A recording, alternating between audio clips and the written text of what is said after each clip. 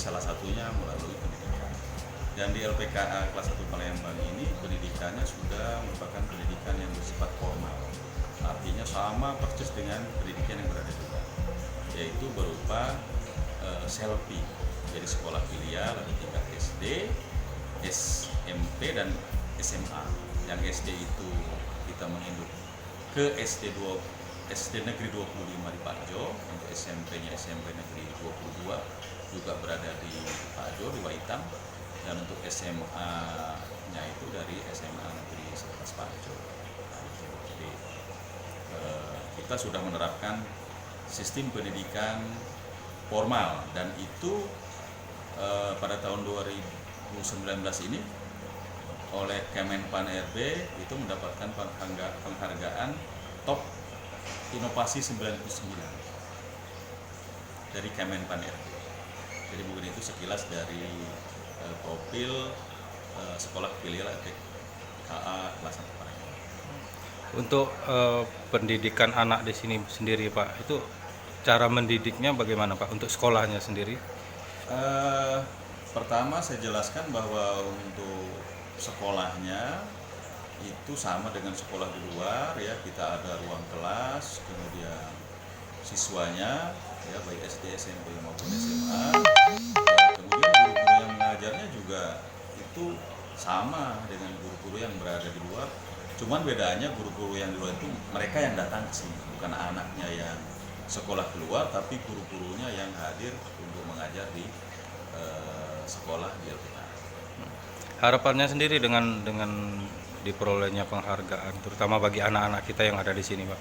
Pertama, tentu penghargaan itu bagi kami adalah merupakan satu pendorong semangat ke depan supaya LPKA melalui sekolah filialnya ini akan lebih maju dan lebih berkembang, dan juga anak-anak didik yang berada di sini semuanya mereka akan mendapatkan hak atas pendidikan sama dengan anak-anak yang dari luar. Mereka memiliki hak yang sama untuk memperoleh pendidikan, dan tentu harapan kami anak-anak ini yang dididik di LPK kelas 1 Palembang melalui sekolah filial ini nantinya setelah pulang dari sini mereka bisa berprestasi untuk melanjutkan studinya ke perguruan tinggi, mungkin bisa bekerja di instansi pemerintah maupun di swasta, atau mungkin bisa bekerja mandiri di rumah, dan seterusnya. Yang intinya harapan kami dengan adanya pendidikan itu mereka akan menjadi anak-anak yang lebih baik daripada sebelumnya.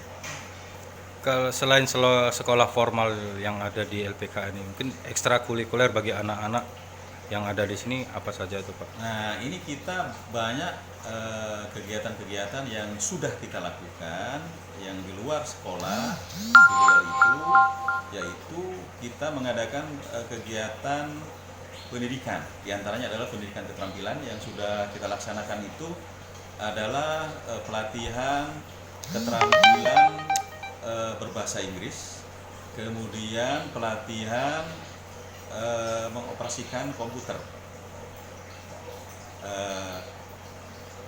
Itu yang sudah kita laksanakan.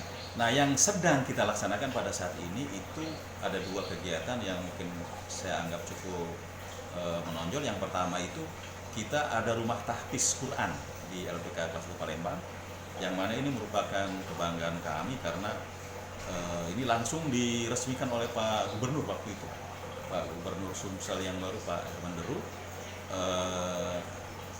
Dan mungkin ini yang terdaftar ini di Sumsel barangkali ini satu-satunya rumah tahfiz di lapas yang sekarang terdaftar di Kemenag.